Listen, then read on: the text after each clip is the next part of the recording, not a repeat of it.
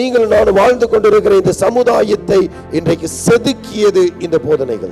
இது என்னைக்கு ஆரம்பிச்சது? 2000 ஆண்டுகளாக இன்றைக்கு நாம் வாழ்ந்து கொண்டிருக்கிற இந்த சமுதாயத்தை செதுக்கி உருவாக்கி கொண்டிருக்கிறது. முடிவின் நாட்களில தேசத்துக்கு விரோதமாக தேசங்களும், பூமி அதிர்ச்சிகளும், நிலநடுக்கங்களும், பேரழிவுகளும் இப்படி எழும்புகிற நாட்கள் வரும் என்று சொன்னார். இன்னைக்கு அதை பார்த்துட்டு இருக்கிறோம். நான் பாவியாக இருக்கும் பொழுது நான் தேவனுக்கு கடனாய் என்னை பரிசுத்தம் பண்ணின, என்னை மன்னித்து எனக்கு நித்திய வாழ்வை நிச்சயம் பண்ணின கடவுளுக்கு நான் கடனாளியாக இருக்கிறேன்.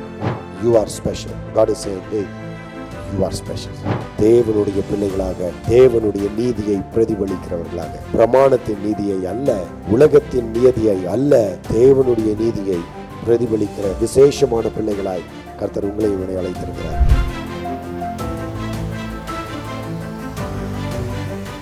தொடர்ந்து நம்ம more than them, அவர்களிலும் அதிகமாய், ரைட், அவர்களிலும் அதிகமாய் என்கிற தலைப்பில் நம்ம தியானித்து வருகிறோம்.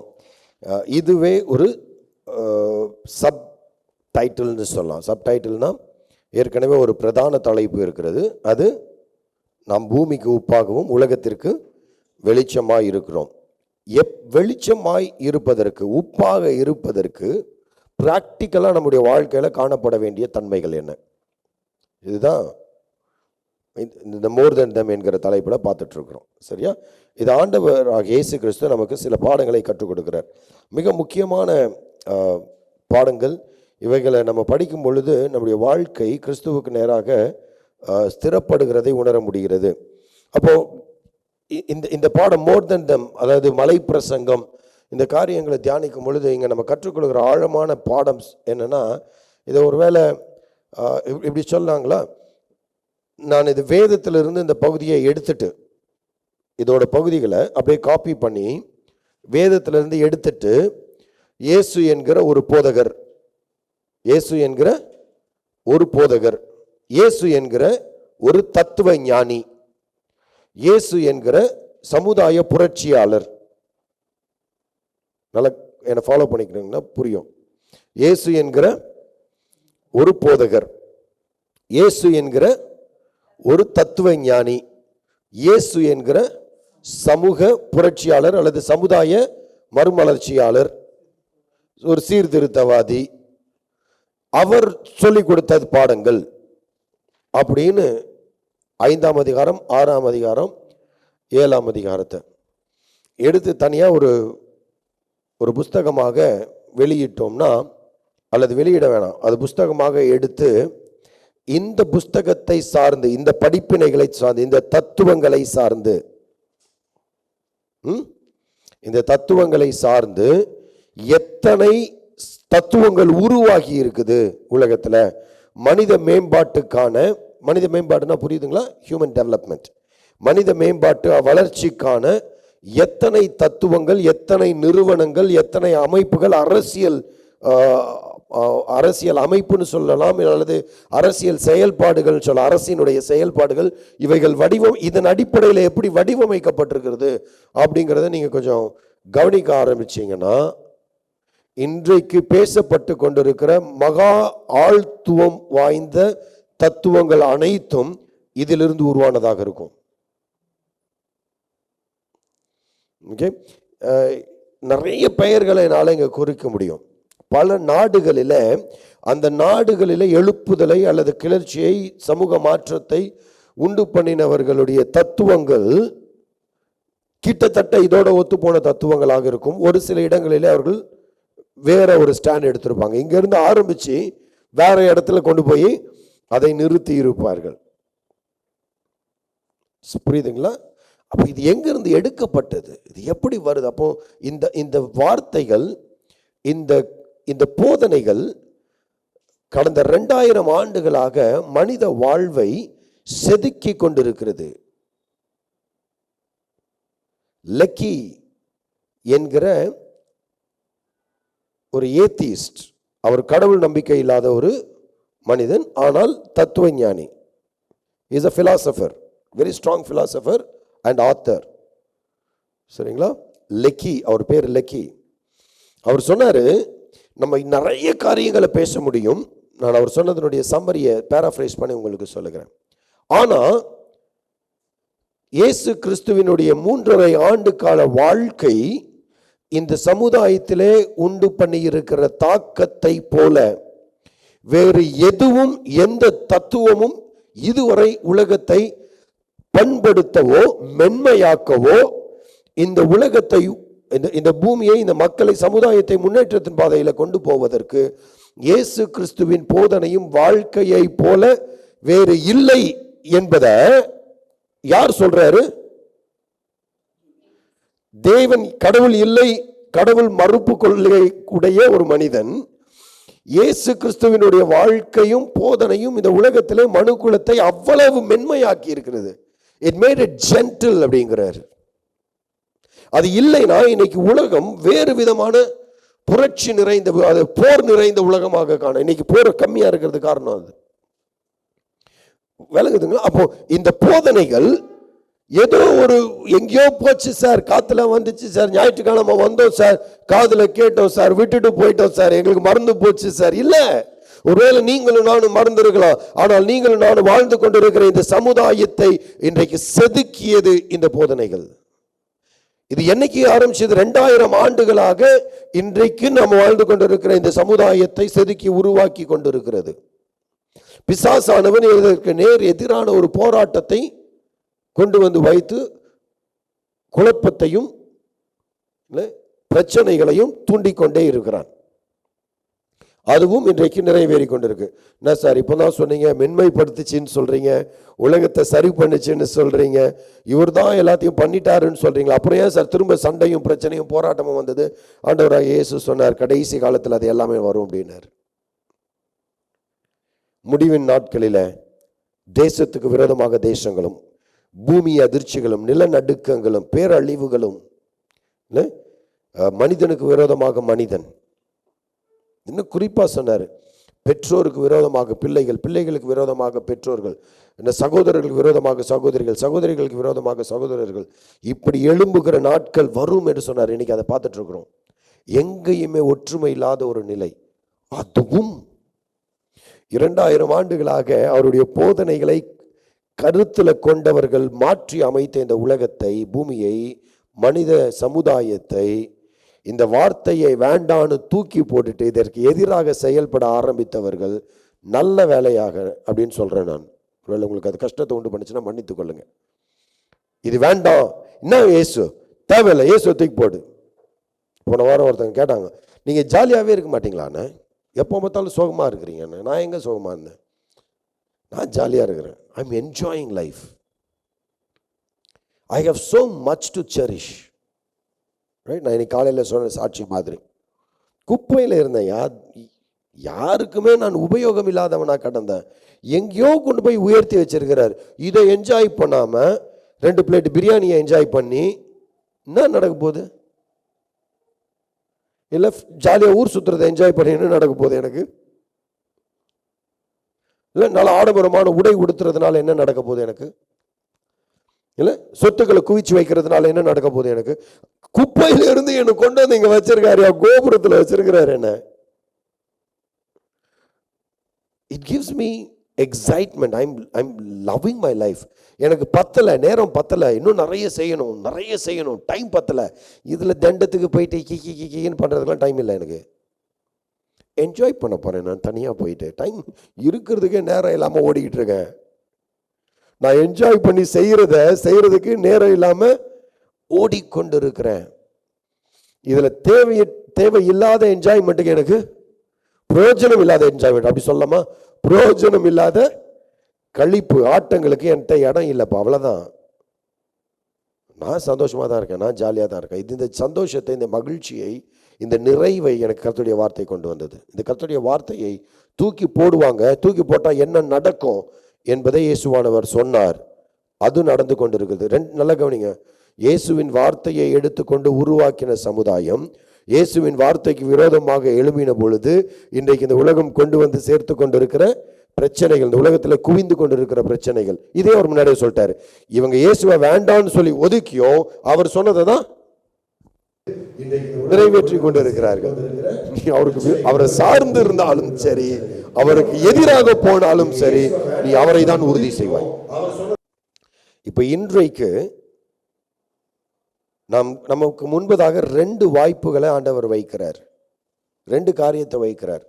நீ தேவனுடைய நீதியை முன்னிட்டு, கர்த்தருடைய வார்த்தையை முன்னிட்டு அவர் வழி நடத்துகிற அந்த போதனைகளின் அடிப்படையில் உன்னுடைய வாழ்க்கையை நடத்துவாய், ஆனால் நீ பரிபூரண வாழ்க்கை வாழ்வாய்.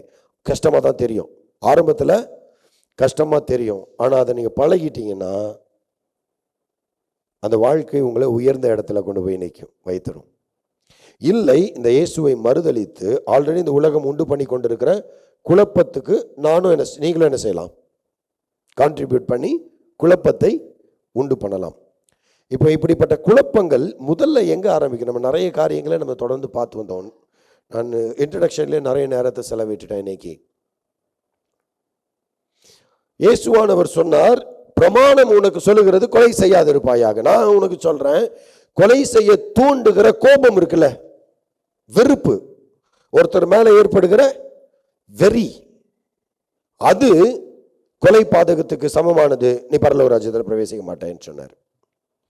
நீ லிட்ரலா கொலை செய்தால் மாத்திரம்தான் பரலோகத்து நீ தேவனுடைய தண்டனைக்கு பாத்திரவான் என்று சொன்ன தண்டனை தீர்ப்பை மாற்றி ஆண்டவர் சொன்னாரு, கொலைக்கு ஏதுவான சிந்தனை உனக்குள்ளாக உண்டானால் அது உன்னை பரலோக ராஜ்யத்திலிருந்து தள்ளி வைக்கும், நீ விலக்கப்பட்டு இருப்பாய். 2வது காரியம் பார்த்தோம், இச்சையில விழுந்துட்டா பெண்ணோ ஆணோ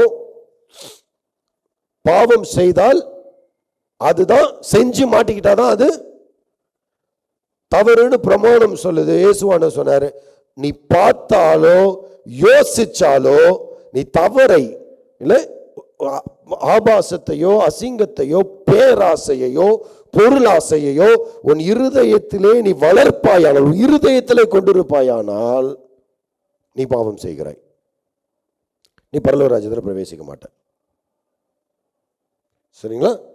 3வதாக இந்த காரியத்தில் நம்ம பார்க்கிறது மத்தேயு 5:32. நான் உங்களுக்கு சொல்லுகிறேன், வேசித்தன முகாந்திரத்தினால் ஒழிய தன் மனைவியை தள்ளிவிடுகிறவன் அவளை விபசாரம் செய்ய பண்ணுகிறவனாய் இருப்பான். அப்படி தள்ளிவிடப்பட்டவளை விவாகம் பண்ணுகிறவனும் விபசாரம் செய்கிறவனாய் இருப்பான். என்ன பார்க்கிறோம்? நான் உங்களுக்கு சொல்லுகிறேன், வேசித்தன முகாந்திரத்தினால் ஒழிய தன் மனைவியை தள்ளிவிடுகிறவன். அதாவது அந்த காலத்துல யார தள்ளிவிடலாம்னா புரியுதுங்களா? விவாகரத்து செய்து விடலாம். ஒருவேளை இந்தியாவில் இன்னைக்கு விவாகரத்து ரொம்ப கம்மி இல்லை, இந்தியாவில் டிவோர்ஸ் ரேட் இஸ் கம்பேரிட்டிவ்லி கம்மி.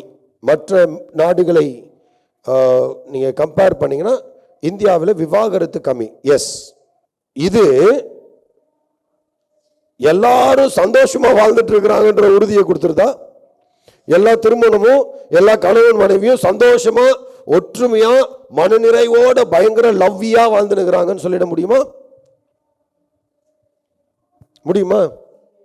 முடியாது. தமிழ்ல சில காரியங்கள் அது முழுசா புரியலைனாலும் அதை சொல்லியே நம்மள பிரெயின் வாஷ் பண்ணி வச்சிருப்பாங்க. என்ன பண்ணிருக்கிறாங்க? கல்லானாலும் கணவன், புல்லானாலும் புருஷன், நீ என்ன செஞ்சுட்டு போப்பா, அட்ஜஸ்ட் பண்ணிட்டு போப்பா. இந்த அட்ஜஸ்ட்மெண்ட் அப்படின்றது ஒரு ஃப்ளூவட் டேர்ம். நான் எது வரைக்கும் அட்ஜஸ்ட் பண்ண முடியும், எதை அட்ஜஸ்ட் பண்ண முடியும், எதையெல்லாம் சிலர் எல்லாற்றையும் தாங்கி கொண்டு போகிறார்கள். சிலர் தாங்கி கொள்ளாத நிலைமை வரும் பொழுது தாக்கி விடுகிறார்கள். தாங்க முடியாத நிலைமை வரும் பொழுது தாக்கி விடுவார்கள். அது வாயினால இருக்கலாம், கையினால இருக்கலாம், சில நேரம் கால்னால கூட இருக்கலாம், இல்ல பூரிக்கட்டையா இருக்கலாம், இல்ல விளக்கமாறா இருக்கலாம், இல்ல செருப்பா இருக்கலாம். வாட் எவர் இட் இஸ், தாங்கிக் கொண்டே இருப்பார்கள். அளவுக்கு அதிகமா போச்சுன்னா தாக்கப்படுவீர்கள் அருமையான ஆண்களே. அப்ப இது யோசிக்க வேண்டிய ஒரு பிரச்சனை. கரெக்டுங்களா? அப்ப இங்க குடும்பங்கள் மகிழ்ச்சியா இருக்குதா, திருமணங்கள் நிறைவா இருக்கான்னு கேட்டா இல்ல, சண்டை நிறைய இருக்கு. ஆனா இந்த சமுதாயத்துல ஒரு பெண் தனித்து வாழ்வதற்கான சாதகம் இல்ல. இந்த கொடுமை எனக்கு வேண்டான்னு விட்டுட்டு போய் தனியா வாழணும்னா அதற்கு ஏற்றாற் போல அதுக்கு உதவி செய்கிற அரசியல் திட்டங்கள் இல்ல. சமூக அமைப்பு இன்னைக்கு கொஞ்சம் முன்னேறிட்டு வருது. படித்தவர்கள், கொஞ்சம் தேறினவர்கள் முன்னேறி விடுகிறார்கள். 76% இன்னும் கிராமப்புற மக்கள் தான். அவர்களுக்கு அந்த ஸ்தானம் கிடைக்கல. படிப்பறிவு இல்லாதவர்களால் தங்கள் வாழ்க்கையை உறுதி செய்ய முடியல. ராஜஸ்தான்ல நான் கேள்விப்பட்டிருக்கேன், எனக்கு உண்மையான தெரியல, நான் கேள்விப்பட்டிருக்கிறேன். ஒரு மார்க்கெட் இருக்கு. அந்த மார்க்கெட்ல ஆண்கள் தங்கள் மனைவியை விற்று புது மனைவியை வாங்கி கொள்ளலாம். அல்ல, கொஞ்சம் தயவு செய்து யோசிச்சு பாருங்க. நான் எதுக்காக அவர்கள் மனைவியை தள்ளி வைக்கிறாங்க தெரியுமா? காரணம் கிடையாது, காரணம் கிடையாது. ஒரே ஒரு காரணம் தான் அதுக்கு. ஏன்னா வேற ஆப்ஷன் இருக்கு. அவளை விற்று வேறு மனைவியை வாங்கி கொள்ளலாம். கொஞ்சம் யோசிச்சு பாருங்களேன். எதற்காக இன்றைக்கு திருமணங்கள் சிதைந்து கொண்டிருக்கிறது? விவாகரத்து வழக்குகள் இன்னைக்கு மல்லிகை, நிறைய வழக்கு இங்க சென்னை நீதிமன்றத்தில் இருக்குது, ஃபேமிலி கோர்ட்டில். If I'm right, almost 8 family court இருக்கு. இப்போ கரெக்டா 8 ஃபேமிலி கோர்ட் இருக்கு. இன்னும் 3 வரப்போகுது. சூப்பர். ஏன்னா அவ்வளோ பிரச்சனை இருக்குது குடும்பத்தில். அப்பா சூப்பர். 11 வந்துடும், 11 ஃபேமிலி கோர்ட் வந்துடும். டேய், அவ்வளோ அங்கே என்ன சொல்லுது, வழக்குகள் இருக்கிறபடினால அதை சமாளிப்பதற்கு அத்தனை பேர். சராசரியா ஒவ்வொரு கோர்ட்லையும் நிலுவையில் மாத்திரம் 4000 வழக்குகள் இருக்கான். ஒவ்வொரு கோர்ட்லையும் நிலுவையில் மாத்திரம் 4000 வழக்குகள் இருக்கான். அது சென்னை உயர் நீதிமன்றத்தில் மாத்திரம்.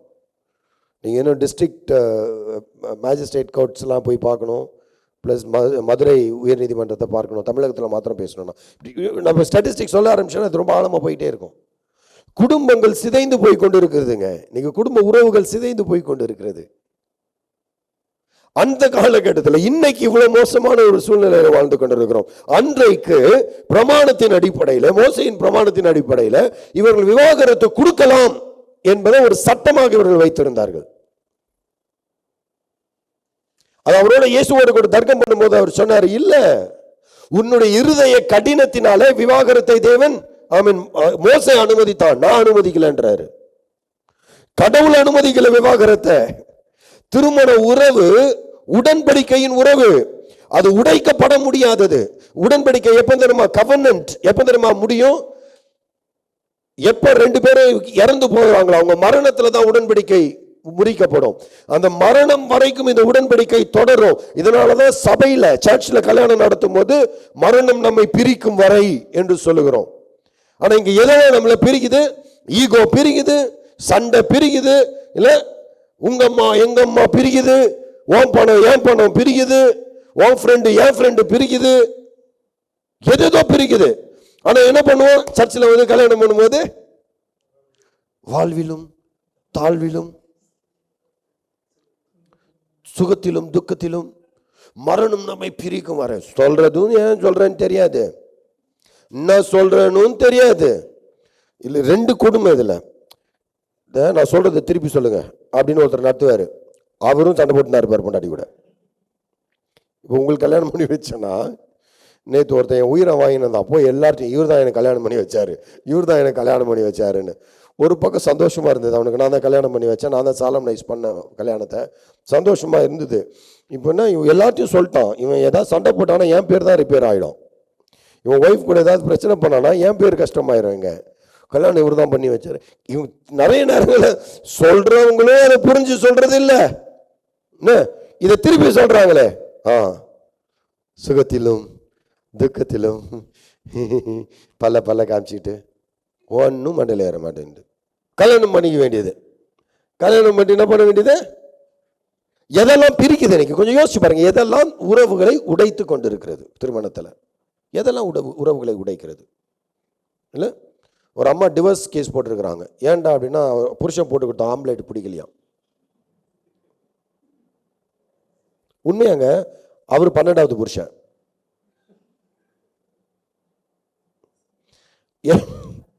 எது பிடிக்கல? ஆம்லேட் பிடிக்கல. டிவோர்ஸ் போ, தேவையில்லை நீ எனக்கு. ஏன்? எனக்கு ஆப்ஷன் நிறைய இருக்குது, எனக்கு நிறைய ஆப்ஷன் இருக்குது. இப்போ ராஜஸ்தான்ல அது ஒரு ஸ்ட்ரக்சர்டு ஆப்ரேஷன் மாதிரி நடக்குது. நீ வந்து வித்துக்கலாம். நம்ம ஊர்ல ஸ்ட்ரக்சரா நடக்கல, அண்டர் கிரவுண்ட்ல நடக்குது.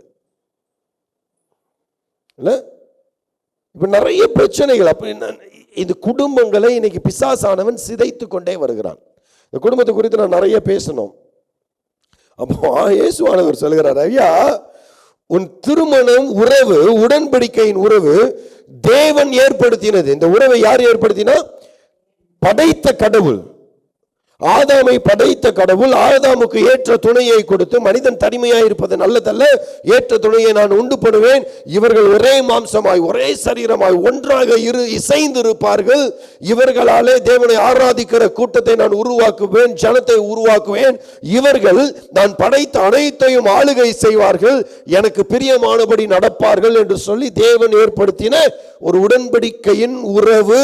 இந்த திருமணம் என்பது மனிதனுடைய சிந்தனை கிடையாது, தேவனுடைய திட்டம். இந்த தேவனுடைய திட்டத்தை இவர்கள் உருவாக்கினார்கள். தேவன் உருவாக்கினார், மனிதன் அதை சீர்குலைக்கிறான். பிசாசானவன் தந்திரமாக குழப்பங்களை கொண்டு வந்து இன்னைக்கு சீர்குலைத்து கொண்டிருக்கிறான். என்னென்னவோ சொல்லி அதை ஒதுக்குறோம். இயேசுவானவர் சொன்னாரு மலை பிரசங்கத்தில், நீ பரிசேயருடைய நீதியை காட்டிலும் உன்னுடைய நீதி அதிகமாக இருக்க வேண்டும் என்று சொன்னால், அவங்க சொல்றாங்க நீ விவாகரத்து கொடுத்துட்டா நீ, அதாவது ஒரு மனிதன் விவாகரத்து செய்ய தன் மனைவியை தள்ளி வைக்க விரும்பினால் போய் நீதிமன்றத்தில் பேசி பிரமாணங்களை கை கொள்ளுகிற வேத பாரகர்கள், பரிசேயர்கள், சதுசேயர்கள், ஆசாரியர்கள் மத்தியில் அதை சொல்லி அவங்களுக்கு லெட்டர் கொடுத்து நான் இவளை தள்ளி வைக்கிறேன் அப்படின்னு தள்ளி வச்சுட்டா அவன் பாவம் செய்யல. இப்படி ஒரு சட்டத்தை உருவாக்கிட்டாங்க. இது பிரமாணத்தில் இல்ல, நியாய பிரமாணத்தில் இல்ல, இல்லாத ஒரு சட்டத்தை இவர்கள் கொண்டு வந்து திணித்தார்கள். அப்ப இயேசுவானவர் அந்த சட்டத்துக்கு அதுக்கு விரோதமாக சொல்லுகிறார், நான் உங்களுக்கு சொல்லுகிறேன், வேசித்தன முகாந்திரத்தினால் ஒழிய ஒருவருடைய மனைவி அல்லது கணவன், அன்னைக்கு பெண்கள் நீதிமன்றத்தில் வழக்கு தொடுக்க முடியாது, நல்லா விளங்குதுங்களா? அதனாலதான் இங்க பெண்களை பத்தி பேசல. இன்னைக்கு டிவோர்ஸ் கேஸ் ஃபைல் பண்ற முக்காவாசி பேர் பெண்கள் தான், சரிங்களா? ஆனா அன்னைக்கு பெண்கள் வழக்கு தொடுக்க முடியாது, சரிங்களா? அப்ப அங்க என்ன நடக்குது? வேசித்தன முகாந்திரம் மாத்திரம். ஒருவேளை அவள் பாலியல் ரீதியாக உனக்கு துரோகம் செய்திருப்பாளானால் அப்போ நீ அவளை தள்ளி வைக்கலான்றாரு. ஏன் பாலியல் ரீதியாக தள்ளி வைக்கலான்றாரு? நீங்க இதை பிறகு ஆழமா வாசிச்சீங்கன்னா, அவர்கள் ஒரே மாம்சமாக இருக்கிறார்கள், அவள் அந்த மாம்சத்தை கொலை செய்கிறவர்களாக அல்லது அந்த உயிரியை, அந்த உறவை கொலை செய்கிறவர்களாக மாறி போகிறாள். இன்னொரு உறவோடு கூட அவர் இணைந்து பாவம் செய்கிறாள். இது அசிங்கமா, இது தேவனுடைய படைப்புக்கு நேர் எதிரானது.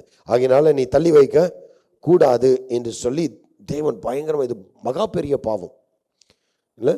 மனிதன் தனக்கு தானே தன்னுடைய சரீரத்தை தானே தீட்டுப்படுத்துகிற அயோக்கியத்தனமான பாவம் இந்த பாலியல் ரீதியான பாவம், வேசித்தனம்.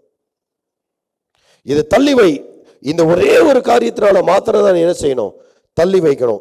அப்படி இல்லைன்னா அந்த காரியம் இல்லாம, அந்த குற்றச்சாட்டு இல்லாம வேற எந்த குற்றச்சாட்டுக்காகவும் உன் மனைவியை விட்டு நீ பிரிவாயானால், உன் மனைவியை தள்ளி விடுவாயானால், நீ என்ன செய்யற? அவளை விபச்சாரி ஆக்குற. விபச்சாரம் செய்தால் ஒழிய விவாகரத்து செய்ய முடியாது. அப்ப நீ தள்ளி வைக்கிறேன்னா அவளை யாருன்னு நீ முத்திரை குத்துற? அவளை விபச்சாரி என்று சொல்லுகிற. அப்படி நிரூபிக்கப்பட்டு விபச்சாரத்தில் ஈடுபட்டவளை தள்ளி வைத்தா, அவளை ஒருவன் திருமணம் செய்தால் அவன் விபச்சாரம் செய்யறான்றார். அப்ப அவள் ஒதுக்கப்பட வேண்டும், கல்லறிந்து கொல்லப்பட வேண்டும். அவள் she cannot live. அவளெல்லாம் கல்யாணம் பண்ண முடியாது, ஏன்னா மாட்டினான காலி அவ. அது எப்படி தள்ளி வைப்பாங்க? கையும் களவுமா பிடிக்காத வரைக்கும் தள்ளி வைக்கலாம். கையும் களவுமா பிடிச்சா கல்லறிந்து கொள்ளலாம். நல்லா இருக்குல்ல? மாட்டினா கல் எறிந்து கொண்டுடுவோம், மாட்டில் என்ன டைவர்ஸ் பண்ணிடுவோம். எப்படி இருக்குது பாத்தீங்களா சிஸ்டம்? இயேசுவானவர் சொல்கிறார், இது உடன்படிக்கையின் உறவு, இதை நீங்கள் ஜாக்கிரதையாக கையாளுங்கள். எபிரேயருக்கு எழுதும் பொழுது எபிரேயர் ஆக்கினோன்னு சொல்றான், உன் விவாகம் மஞ்சம் அசூசிப்படாது இருப்பதாக. இது பரிசுத்தமான உறவுங்க.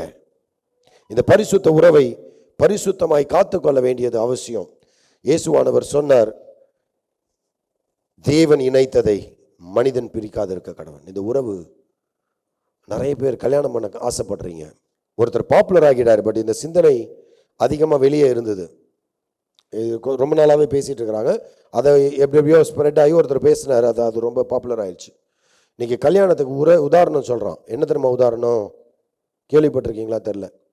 கல்யாணம்னா என்னன்னா பப்ளிக் டாய்லெட் மாதிரியா சொல்றதுங்க. Marriage is like public toilet, those who are outside, வெளியே இருக்கிறவங்க உள்ளே போகிறதுக்கு அவசரமாக இருக்கிறாங்க. உள்ளே இருக்கிறவன் எப்படா வெளியே வரலான்னு அவசரமாகறானோ, காத்துட்டு இருக்கிறானோ. வெளியே இருக்கிறவர்கள் எப்போ உள்ளே போகலான்னு காத்துட்டு இருக்கிறாங்களாம். உள்ளே இருக்கிறவங்க எப்படி வெளியே வரலான்னு காத்துட்டு இருக்கலாம். அது பேர் கல்யாணம் இல்லை. இந்த உலகம் எப்படி டெஃபினேஷன் கொடுக்குது பார்த்தீங்களா? இயேசுவானவர் எப்படி கொடுக்குறாரு பாருங்க.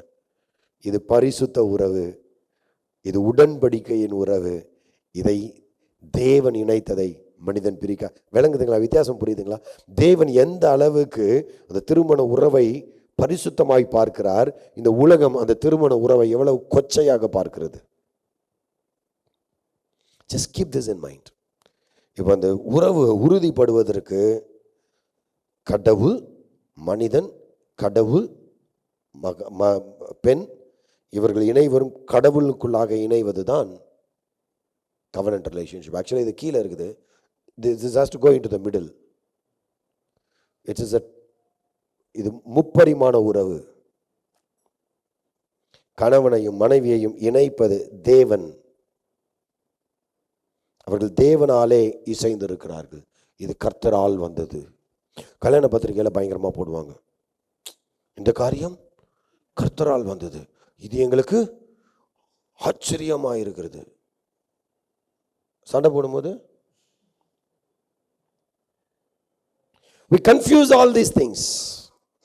So please take this. I know it's getting late, but please understand, God is calling us to be setting examples. Not adjust பண்ணி வாழ்ந்துட்டு போன்னு சொல்ல. இங்க பரவாயில்லம்மா, எதா இருந்தாலும் அப்படியே அட்ஜஸ்ட் பண்ணிட்டு போ. இந்த உறவு கனமானது. அந்த உறவை பாதுகாக்க முயற்சி எடுக்க வேண்டும், பரிசுத்தமாய் காக்க வேண்டும். இதை சொல்லி முடிக்கிறார். அடுத்தது திருமணத்தை குறித்து பேசின பிறகு நான் அடுத்த காரியம் சொல்றார். 33ஆம் வசனம். அன்றியும் பொய்யாணையிடாமல் உன் ஆணைகளை கர்த்தர் முன்னிலையாய் செலுத்துவாயாக என்று பூர்வத்தாருக்கு உரைக்கப்பட்டதென்று கேள்விப்பட்டிருக்கிறீர்கள். நான் உங்களுக்கு சொல்லுகிறேன், பரிச்சேதம் சத்தியம் பண்ண வேண்டாம், வானத்தின் பேரில் சத்தியம் பண்ண வேண்டாம், அது தேவனுடைய சிங்காசனம். பூமியின் பேரிலும் சத்தியம் பண்ண வேண்டாம், அது அவருடைய பாதப்படி. எருசலேமின் பேரிலும் சத்தியம் பண்ண வேண்டாம், அது மகாராஜாவினுடைய நகரம். உன் சிரசின் மேலும் சத்தியம் பண்ண வேண்டாம், அதன் ஒரு மயிரையாவது வெண்மையாக்கவும் கருப்பாக்கவும் உன்னால் கூடாதே. உள்ளதை உள்ளதென்றும் இல்லதை இல்லதென்றும் சொல்லுங்கள். இதற்கு மிஞ்சினது தீமையினால் உண்டாயிருக்கும். இதற்கு மிஞ்சினது தீமையினால் உண்டாயிருக்கும். இங்க என்ன சொல்ல வராங்க? பொய் ஆணை இடாமல். பொய் ஆணை இடாமல். அப்ப அந்த காலத்துல இருந்த வழக்கு என்ன? ஒருவன் போயிட்டு கர்த்தருடைய நாமத்தினாலே ஒரு ஆணையை இட்டால், நல்லா விளங்குதுங்களா? கர்த்தருடைய நாமத்தினாலே நான் இதை சொல்லுகிறேன் அப்படின்னு சொல்லிட்டா, அந்த ஆணையினா புரியுதுங்களா? அந்த பொருத்தனையை, அந்த கடமையை நிறைவேற்ற வேண்டும். அந்த தேவனுக்கு செய்கிற பொருத்தனையாக இருக்கலாம், இல்லை நான் பிறருக்கு கொடுக்கிற வாக்காக இருக்கலாம். நான் இதை நிறைய பேர் நம்ம சொல்லுவோம் இல்லைங்களா? உதாரணத்துக்கு, கவலைப்படாதீங்க, நான் என்ன பண்ணிக்கிறேன்? ஜெபம் பண்ணிக்கிறேன். இதுதான் அவங்க கண்டிக்கிறாரு. பொய் ஆணையிடாத. உண்மையா ஜெபம் பண்ணியா? உண்மையா உணர்றோமா? பயப்படாதீங்க, ஜெபம் பண்ணிக்கிறேன் அப்படின்னு திரும்ப அவங்கள பார்க்கும்போது உங்களை எங்கேயோ பார்த்த மாதிரி இருக்கு, நீ தான் ஜெபம் பண்ணிக்கிறேன்னு சொன்னாலும் யாரு? என்ன சொன்னாங்க? நீங்க பயப்படாம இருங்க, கர்த்தர் பார்த்துக் கொள்வார், நான் உங்களுக்காக ஜெபிக்கிறேன் அப்படின்னு சொல்லிட்டு அவங்களே திரும்ப பார்க்கும்போது யாருன்னு கேட்போம். அவங்களே யாருன்னு தெரியல. அப்ப அவங்களுக்கு எதற்காக ஜெபிக்க கேட்டாங்கன்னு தெரியும். ஞாபகம் இருக்குமா நமக்கு? ஒரு நன்மை செய்வேன் என்று வாக்கு கொடுத்து விட்டு நம்ம நன்மை இப்ப எப்படி சொல்றாங்க? நீ அப்படி ஏதாவது வாக்கு கொடுத்தேனா, கர்த்தருடைய நாமத்தினாலே நான் சொல்லுகிறேன் அப்படின்னு நீ சொல்லிட்டேனா, நீ கட்டாயமா செய்தாகணும். அது சொல்லாம வேற எது மேலேயாவது ஆணையிட்டேனா, நம்ம ஊர்ல இருக்குதுல, அம்மா சத்தியமா என் மேல ஆணையா சொல்லுவோம் இல்லையா? நம்ம வழக்கு இது இங்க இருக்கு. இப்போ இங்க பரிசேயர்கள் எப்படி ஒரு சட்டத்தை உண்டு பண்ணாங்க? நீ கர்த்தருடைய நாமத்தினால எதை சொல்றையோ அதை கட்டாயமா செய்யணும். நீ வேற எது மேலேயாவது ஆணையிட்டேனா, வேற எதையாவது சாட்சியாக வைத்து ஆணையிட்டால் அதை நீ நிறைவேற்ற வேண்டிய கட்டாயம் உனக்கு இல்லை. அது அம்மா அப்பாவுக்கு செய்கிற உடன்படிக்கை உத்தரவாதமாக இருக்கலாம், நண்பர்களுக்கு செய்த உத்தரவாதமாக இருக்கலாம், நான் வியாபாரத்தில் செய்த உத்தரவாதமாக இருக்கலாம், அல்லது சமுதாயத்துக்கு செய்த உத்தரவாதமாக இருக்கலாம், கஷ்டப்படுறவர்கள் செய்த உத்தரவாதமாக இருக்கலாம். நான் என்ன வேணாலும் ஆணையிட்டு கொடுத்திருக்கலாம். அப்படி நான் ப்ராமிஸ் பண்ணது, ஆணையிட்டு கொடுத்தது எந்த வகையிலும் நான் கர்த்தருடைய பேர்ல ஆணையிட்டு கொடுத்திருந்தா நான் கட்டாயமா செய்யணும். வேற எது பேர்ல ஆணையிட்டு கொடுத்திருந்தா அதை நான் செய்ய வேண்டிய அவசியம் இல்லை, நீ செய்ய வேண்டிய அவசியம் இல்லை என்று சொல்லி பிரமாணத்தை இவர்கள் உருவாக்கி வைத்திருந்தார்கள். இயேசுவானவர் அதை சொல்லுகிறாரு, நீ அப்படியெல்லாம் செய்யாத. என்ன சொல்றாரு?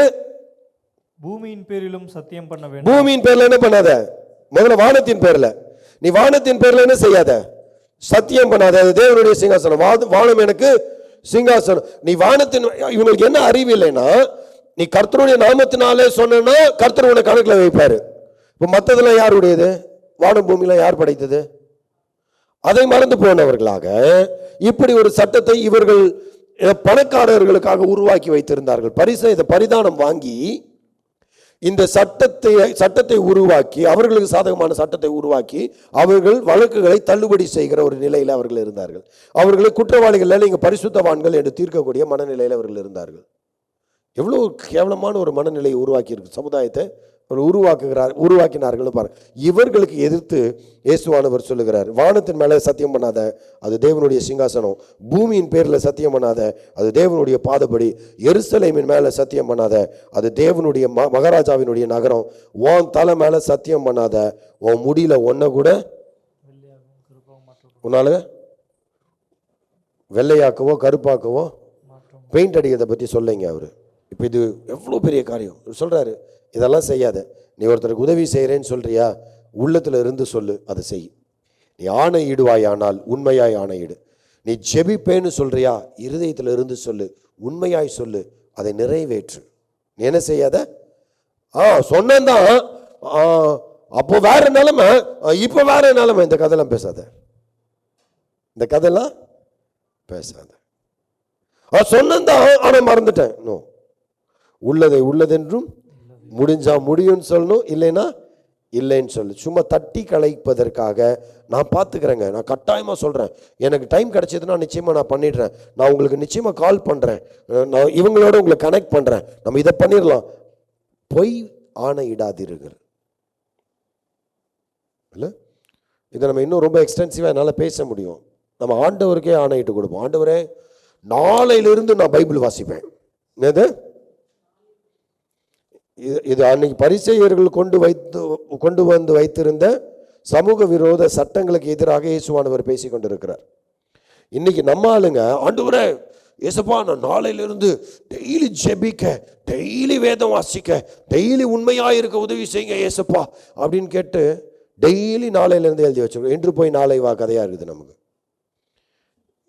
இன்று போய் நாளை வா, டெய்லி வந்து பார்த்தா நாளை வா. டெய்லி அவரும் வந்து பார்க்குறாரு, இவன் ஜெபம் பண்ணுவானா, இவன் ஜெபம் பண்ணுவாளா? இல்லை.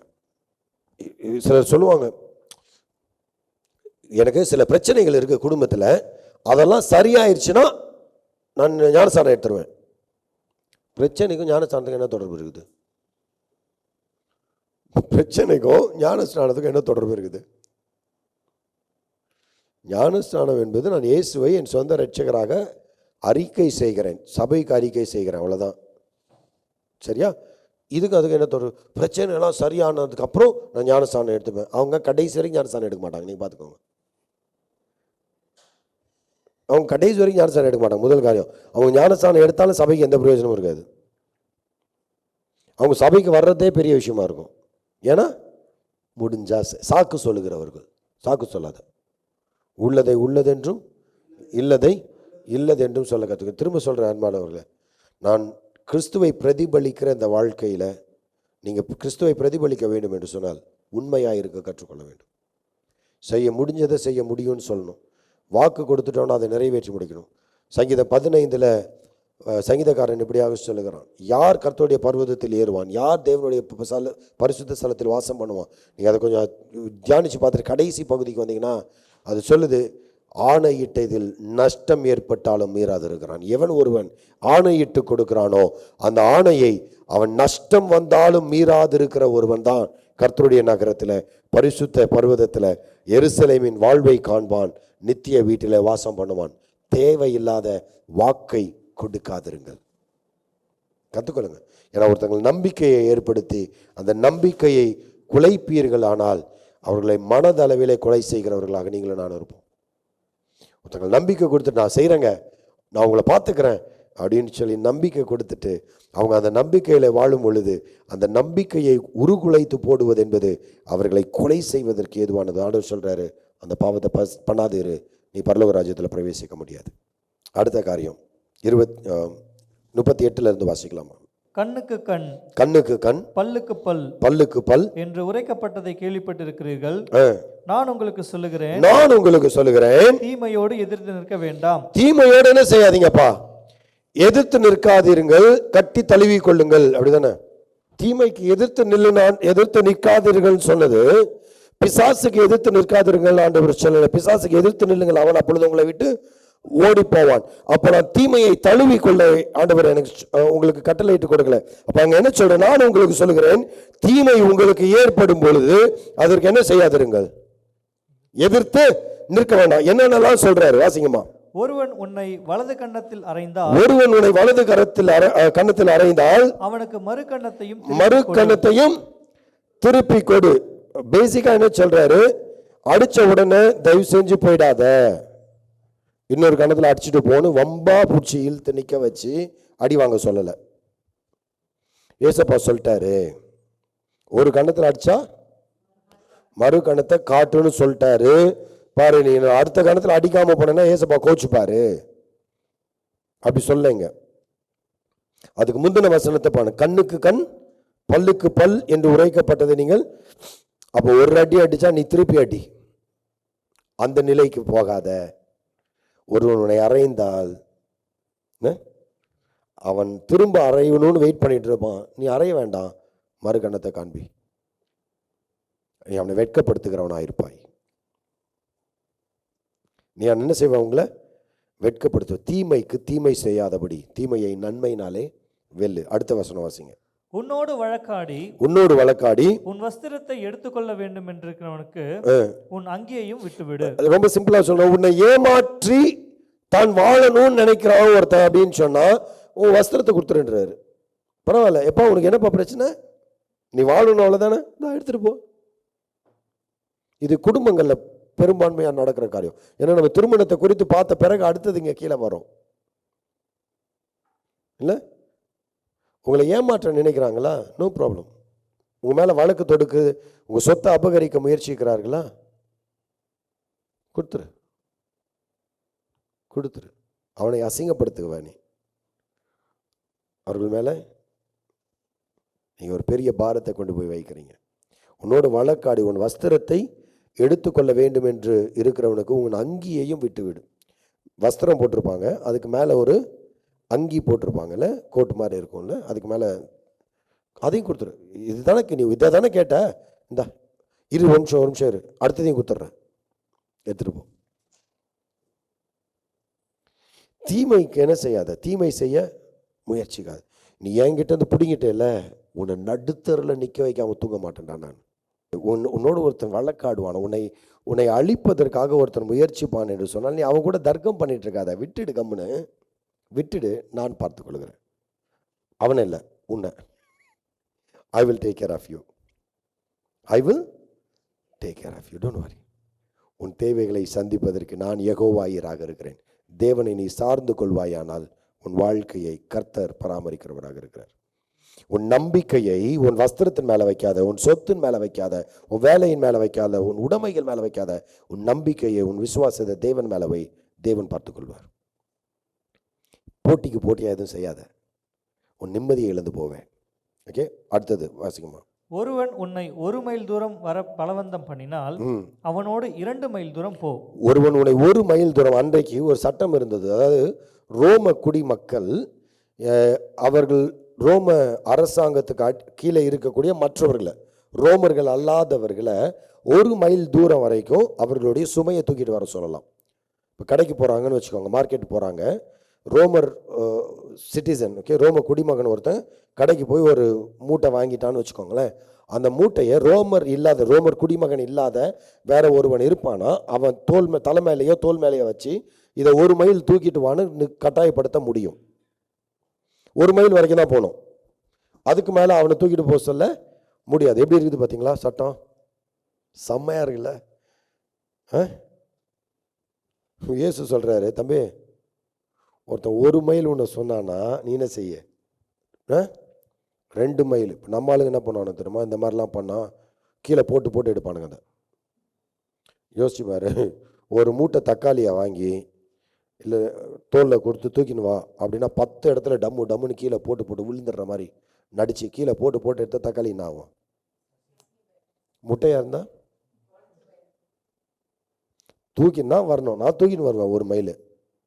எனக்கு வழுக்குச்சுன்னா கீழே விழ தான் செய்யும்.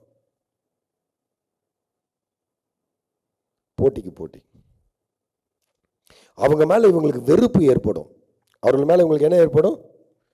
பயங்கரமான வெறுப்பு ஏற்படும். அப்படி வெறுப்பு வருமானால் தயவு செஞ்சு என்ன செய்யாதரு, அந்த வெறுப்பை கோபத்தை நீ காட்டாதபடிக்கு உன்னிடத்துல உன்னை 1 மைல் தூரம் ஒருத்தன் நடக்க கட்டாயப்படுத்தினால் அவனோடு கூட 2 மைல் நடத்துவான். இன்றைய காலகட்டத்தில் நம்ம ஒரு வேலை பேசணும்னா, ஒரு வேலை நம்மக்கிட்ட சில நேரம் உட்காந்து பேசுவாங்களா, நம்மளை வெறுப்பேற்றுறதுக்காகவே நம்ம கஷ்டத்தில் உட்காந்துருப்போம், பசியில் இருப்போம், விட்டாங்கன்னா ஓடி போய் சாப்பிட்றலான்னு இருப்போம், மணிக்கணக்காக பேசினே இருப்பாங்க. சிலர்லாம் இருக்கிறாங்க, ரொம்ப கஷ்டம். என்ன பண்ணலாம்? உண்மையான ஆதங்கத்தோடு அவங்க பேசுவாங்களே ஆனால் ப்ளீஸ் லிசன். இன்னைக்கு நிறைய பேருக்கு என்ன தெரியுமா பிரச்சனை? அழுகிறவர்களுக்கு தோள் கொடுக்க ஆள் இல்லை.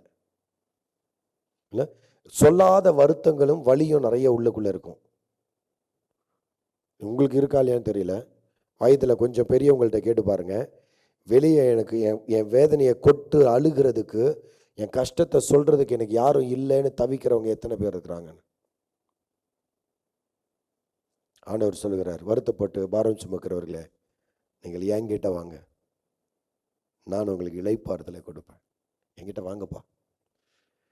தேவனுடைய பிள்ளைகளை பார்த்து சொல்றாரு, அவர்களுக்கு இளைப்பாறுதலை கொடுங்க. அவங்க உங்களை கஷ்டப்படுத்துறாங்க நீங்க நினைச்சீங்கன்னா பரவாயில்ல, ஜஸ்ட் கிவ் தம்.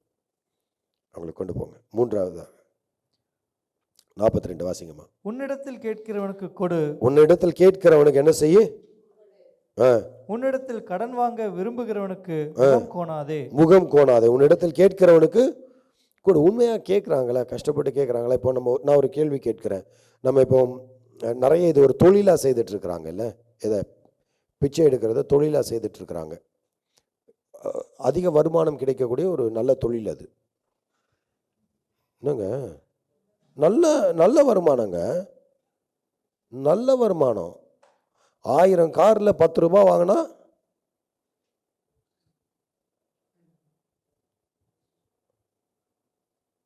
1000 காரில் 10 ரூபா வாங்கினா 10,000 ரூபாய் சார் ஒரு நாளைக்கு.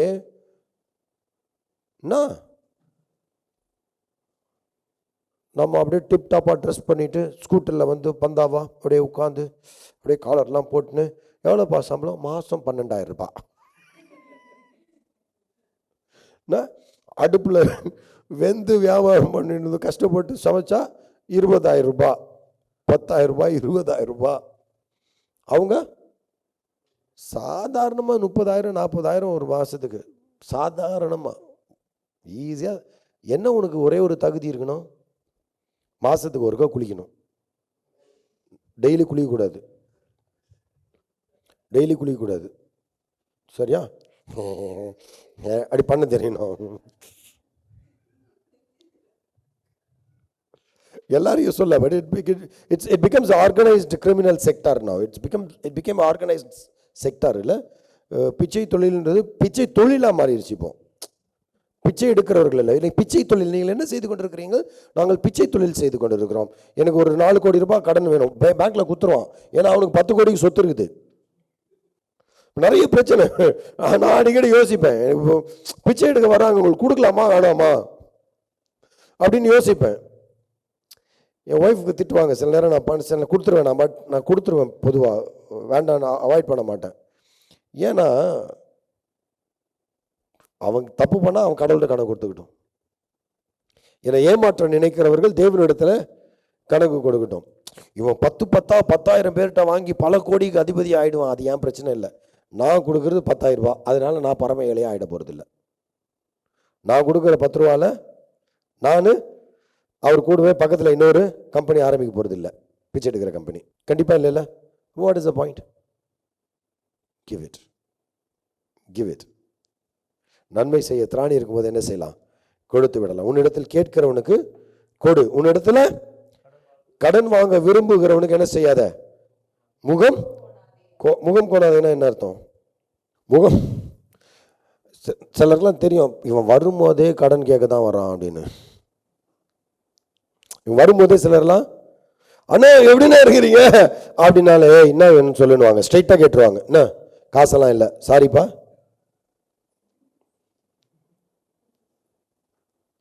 அடுத்து என்ன கேட்க போறாங்கன்னு தெரியும். இதை வாடிக்கையாக வச்சிருப்பாங்க ஒரு சிலர்லாம். அப்படியே டெய்ல சிலர்லாம் இருக்கிறாங்க, ஃபோன் பண்ணி சாமே ஒரு 5,000 ரூபாய் அனுப்பி விட்ரு. நீ கொடுத்து வச்சுக்கிறியா? உன் தம்பி கொடுத்து வச்சுக்கிறானா? அவங்க அக்கா கொடுத்து வச்சுக்கிறாங்களா? யார் இடம் கொடுத்து வச்சிருக்கிறா? But see, when you are capable of doing it, do it. உன்னால் செய்ய முடியும். அவங்க ஜெனுவினாக கஷ்டப்படுறாங்கன்னா தயவு செஞ்சு கொடுங்க, தப்பு இல்லை. ஆனால் அது என்ன தெரியுமா சொல்லுது? இப்போ டக்குன்னு அப்படியாண்ணே நல்ல ஐடியாவாக இருக்குது, அப்போ போய் எல்லாத்தையும் கடன் கேட்கலாம். அண்ணன் டீச் பண்ணார் இன்னைக்கு பைபிளில், கடன் கேட்குறவங்களுக்கு முகம் கோணாதேன்னு சொன்னார் அப்படின்னு. ஆராதனை முடிச்ச உடனே எல்லாரும் பைய தூக்கின்னு சுத்தாதீங்க தயவு செஞ்சு. என்ன எல்லாம் கடன் கொடு, கடன் கொடு, கடன் கொடு, கடன் கொடு, முகம் கோண முகம் கோணாமல் கடன் கொடுக்க சொல்லியிருக்குது. மரியாதையாக முகம் கோணாமல் கடன் வாங்காத இருப்பாயாகன்றது வசனம். அன்புக்கு மாத்திரம் கடனாளிகளாக இருங்கள், வேற எதுக்கும் கடன் படாதிருங்கள். நேத்தே பார்த்துட்டேம்மா, அன்புக்கு மாத்திரம் கடனாளிகளாக இருங்கள், கடன் வாங்காதிருங்கள். கடன் வாங்குறதுக்கு காரணம் என்னன்னா திட்டமிடாத வாழ்க்கை. திட்டமிடாத வாழ்க்கை. எப்பவாவது அது வந்துச்சுன்னா அது ஓகே. தற்செயலாக என்னைக்காவது திடீர்னு ஒரு சூழ்நிலை வருகிறது, ஒரு எமர்ஜென்சிக்காக நான் கடன் வாங்க வேண்டிய கட்டாயத்துக்கு நீங்க தள்ளப்படுவீர்கள். ஆனால் உங்களால் திருப்பி கொடுக்க முடியுமானால் அந்த கடனை, நான் சொல்றேன், ஒரு நிர்கதியான ஒரு விஷயத்துல கூட, நான் திரும்ப சொல்றேன், நிர்கதியான விஷயத்துல கூட நீங்கள் கடன் வாங்க, நீங்கள் நிறைய பேர் தெரியும், அவங்க உடல் ரீதியான பிரச்சனை, சரீர பிரச்சனைக்கு, நோய்களை தீர்ப்பதற்காக கண்ணாபின்னான்னு கடனை வாங்கி அந்த ட்ரீட்மெண்ட் ஃபெயிலியர் ஆகி அவங்களும் இறந்துருவாங்க, இவங்க கடனாளி ஆகிடுவாங்க. எந்த உறவை காப்பாற்ற நினைத்தார்கள் அந்த உறவும் போயிடும், இவங்களும் கடனாளிகளாக அதை திருப்பி கட்ட முடியாமல் எவ்வளோ கஷ்டப்படுற நிறைய குடும்பத்தை நான் பார்த்துருக்கேன். அருமையானவர்கள இல்லை, கடன் வாங்காதிருங்க. ஸோ நான் நான் திரும்ப சொல்கிறேன், நான் விளக்கமாக சொல்கிறேன், நல்லா கவனிச்சுக்கோங்க. போய் எல்லாத்தையும் கடன் கேட்டேன், முகம் கோணாமல் கொடு அப்படின்னு வம்புக்கு நிற்காதீங்க. கரெக்டா? ஏன்பா கேட்குறேன், எங்கள் அண்ணன் கற்றுக்கிட்டாரு, பிரசங்கம் பண்ணார், கடன் கேட்க வரவங்கள்ட்ட முகம் கோணாமல் இருக்கும். கொடுக்க சொல்ல, முகம் கோணாத, அவங்கள வெறுக்காத, ஒதுக்காத, இருந்தால் கொடு. உன்னால் முடியுமானால் உதவி செய், முடியுமானால் உதவி செய், ஆனால் கடனாக செய்யாத, உதவியாக செய். இல்லை நான் 2 நாளில் திருப்பி கொடுத்துறேன், 10 நாளில் திருப்பி. நான் சிலருக்கு கொடுப்பேன், கொடுக்கும்போது யோசிச்சுட்டு கொடுப்பேன். நான் அதிகமாக கொடுக்கவே மாட்டேன் யாருக்கும், என்னை பற்றி தெரியும். காசு கேட்டிங்கன்னா என் கையிலேருந்து 10 பைசா பெறாது, கொடுக்க மாட்டேன் நான். இல்லை காசு கொடுக்க மாட்டேன். அப்படியே நான் கொடுத்தாலும் கடனாக கொடுக்க மாட்டேன். ஏன்னா இவங்க திருப்பி தரமாட்டாங்கன்னு நமக்கு தெரிஞ்சு முடிவு பண்ணிட்டு தான் கொடுப்பேன். அது என்னுடைய ஆற்றலுக்கு ஏற்றார் போல கொடுப்பேன், அவ்வளோதான். முகம் கோணாதீங்க, கடன் கேட்கிறவர்கள் இடத்துல முகம் கோணாதிருங்கள். ஓகே, இது நம்ம விளங்கி கொள்ள வேண்டியது. நிறைய பெரிய தத்துவம் இது, நான் நிறைய பேசலாம், இன்னைக்கு கொஞ்சம் நேரம் ஆகிட்டே போகுது, இன்னும் முடிக்கல. நீங்கள் வாழ்கிற வாழ்க்கை கர்த்தர் உங்களுக்கு கொடுத்துருக்கிற கடன். Your life itself is borrowed from God. So don't show your face. நான் பாவியாக இருக்கும் பொழுது நான் தேவனுக்கு கடனாக என்னை பரிசுத்தம் பண்ணின, என்னை மன்னித்து எனக்கு நித்திய வாழ்வை நிச்சயம் பண்ணின கடவுளுக்கு நான் கடனாளியாக இருக்கிறேன். கரெக்டுங்களா? பாவியாக வாழ்ந்தேன், அவருடைய தண்டனைக்கு ஆக்கினை தீர்ப்புக்கு பாத்திரவானாக இருந்த என்னை அவர் மீட்டு கொண்டார் இல்லையா, அவருக்கு நான் கடனாளியாக இருக்கிறேன். நித்தியத்துக்கும். அவரை முகசுலிக்கல, முகசுலிக்காதிருங்க. அதே நேரத்தில் கடன் வாங்காதீர்கள். தயவு செஞ்சு சொல்கிறேம்மா, கடன் வாங்காது. Plan your life. ப்ராப்பராக திட்டமிட்டிங்கன்னா நிச்சயமாய் வாழ்க்கையை நடத்த முடியும். இன்றைக்கி நிறைய பேர் சொல்கிறாங்க, நீ பிஸ்னஸ் ஸ்டார்ட் பண்ணணுன்னா கூட கடன் வாங்கி பிஸ்னஸ் ஸ்டார்ட் பண்ணாதேன்றாங்க. Because you are uncertain about the business turn over. ஒரு வியாபாரம் எப்படி நடக்கும்னு சொல்லி உனக்கு தெரியாது. வியாபாரம் ஆரம்பிப்பதற்காக கடன் வாங்காது. எனக்கு ஒரு பழக்கம் இருக்குது, நிறைய நண்பர்கள் உண்டு, இஎம்ஐயில் பொருள் வாங்குவாங்க. போயிட்டு கடனுக்கு பொருளை வாங்கி இஎம்ஐ கட்டுவாங்க. நான் அதை அப்படி மாற்றி செய்வேன். நான் இஎம்ஐ கட்ட மாட்டேன், அந்த காசை சேர்த்து வைக்க ஆரம்பிச்சிருவேன். அடுத்தவங்களுக்கு கொடுக்காம நானே அந்த காசை எனக்கு நானே சேர்த்து வைக்க ஆரம்பிப்பேன். சேர்த்து வச்சு அதோட சிறந்த பொருளாக வாங்கிடுவேன். ஏன்னா நான் சேர்த்து வைக்கிறதுக்கு எனக்கு இப்போ ஒரு உதாரணத்துக்கு சொல்கிறேன், ஒரு மொபைல் ஃபோன் வாங்கணும் அப்படின்னா நான் இன்றைக்கி சேர்த்து வைக்க ஆரம்பித்து நான் சேர்த்து வைக்கிறதுக்கு எனக்கு 1 வருஷம் 1.5 வருஷமாக தான் ஆகிடும். அப்படி நான் 1 வருஷம் 1.5 வருஷம் கழித்து நான் பார்க்கும்போது அதே விலைக்கு இன்னும் அட்வான்ஸ்டு ஃபோன் எனக்கு கிடைக்கும். அப்போ நான் இன்னும் பெட்டரான ஒரு காரியத்தை பெற்றுக்கொள்கிறேன், கடனே இல்லாமல். திட்டமிடுதல் முக்கியம் வாழ்க்கையை. You have to plan your life. சேமிப்பு அவசியம் இல்லை? Your first expense should be a savings. உன்னுடைய முதல் செலவு சேமிப்பாக இருக்க வேண்டும். சேமிப்பு உனக்கானது மாத்திரம் இல்லை, பிறருக்குமானது. உதவி செய்வதற்கு அது நம்மை தகுதியானவர்களாக மாற்றும், இல்லைங்களா? அப்போ நான் சேமிக்க கற்றுக்கொள்ள வேண்டும். ஆனால் கடன் கேட்கிறவர்களுக்கு முகம் காணாதிருங்கள். வாழ்சிங்கம்மா. உனக்கடுத்தவனை சிநேகித்து உன் சத்துருவை பகைப்பாயாக என்று சொல்லப்பட்டதை கேள்விப்பட்டிருக்கிறீர்கள். நான் உங்களுக்கு சொல்லுகிறேன், உங்கள் சத்துருக்களை சிநேகியுங்கள், உங்களை சபிக்கிறவர்களை ஆசீர்வதியுங்கள், உங்களை பகைக்கிறவர்களுக்கு நன்மை செய்யுங்கள். எத்தனை பேர் அன்பா இருக்கிறீங்கப்பா? அன்பானவர்கள் இங்க எத்தனை பேர் நான் அன்பானவர் அப்படின்றவங்க கொஞ்சம் கை தூக்குங்க பார்க்கலாம். அன்பானவர்கள் உங்க கைகளை தூக்குங்க. யாருமே கை தூக்க மாட்டீங்க, பயப்படுறீங்க. நான் அன்பா இருக்கிறேங்க அப்படின்றவங்க கை தூக்குங்க. பயமா இருக்குல்ல? இந்த பகுதி சொல்லுது, உனக்கு அடுத்தவனை சிநேகித்து உன் சத்ருவை பகைப்பாயாக என்று சொல்லப்பட்டதை கேள்விப்பட்டிருக்கிறீர்கள். உன்னை யார் நேசிக்கிறாங்களோ அவங்களை நீங்க நேசிங்க. உங்களை பகைக்கிறவர்கள் நீங்களும் பகைக்கலாம். உன் நண்பன் உனக்கு நண்பன், உன் எதிரி உனக்கு எதிரி, உன் துரோகி உனக்கு துரோகி, உன்னை பகைக்கிறவன் உனக்கு பகைங்க. இவ்வளவுதான். ஆனா நான் உங்களுக்கு சொல்றேன், உங்கள் சத்துருக்களை சிநேகியுங்கள். யாரு சத்துருக்களை என்ன செய்யுங்க? சிநேகியுங்கள். லவ். இந்த யூதாஸ் காரியத்தை கட்டி பிடிச்சி முத்தம் கொடுத்தான். அவனை எப்படி கூப்பிட்டாரு தெரியுமா? சிநேகிதனே, சிநேகிதனே, முத்தத்தினாலா மனுஷகுமாரனை காட்டி கொடுக்க வந்தா என்று சொன்னார். யார் இடத்துல அன்பு காண்பித்தார்? பிதாவே, இவர்களுக்கு மன்னியும், தாங்கள் செய்கிறது இன்னதென்று அறியாதிருக்கிறார்கள். இன்றைக்கும் நமக்காக பிதாவின் வலது பாரிசத்திலே அமர்ந்து வழக்காடி கொண்டிருக்கிற தெய்வகுமாரன், அது ஆண்டவராகிய இயேசுவின் அன்பு. இந்த அன்பை பிரதிபலிக்க ஆண்டவர் உங்களை அழைக்கிறார். அப்ப என்ன சொல்றாரு? உன் சத்துருக்களை சிநேகியுங்கள், உன்னை சபிக்கிறவர்களை என்ன செய்ய? நீலாம் நல்லாவே இருக்க மாட்ட அப்படின்னா நீ மட்டும் நல்லா இருந்துருவியா? பார்த்துடுறேன், நான் மட்டும் நல்லா இருக்க மாட்டேன். இவர் அப்படியே அம்பானி ஆயிடுவாரு. பார்க்குறேன் அவனை. உங்களை சபிக்கிறவர்களை ஆசீர்வதிங்கள், உங்களை பகைக்கிறவர்களுக்கு நன்மை செய்யுங்கள். உங்களை பாலாம கூட்டு போய் சபிக்க சொல்லி கூட்டு போறாங்கய்யா. இஸ்ரவேலை சபிக்க சொல்லி அவனால முடியல. அவன் இடரல் பண்ணுவதற்கு கற்றுக் கொடுக்கிறான். உனக்கு எதிராக இப்போ உங்களை ஒருத்தங்க சபிக்கிறாங்கன்னா காரணமின்றி விட்ட சாபம் என்ன செய்யாது? பலிக்காது, அது தங்காது. Don't worry about it. சபிக்கிறாங்களா? என் ஆண்டவர் என்னை பார்த்து கொள்வார்.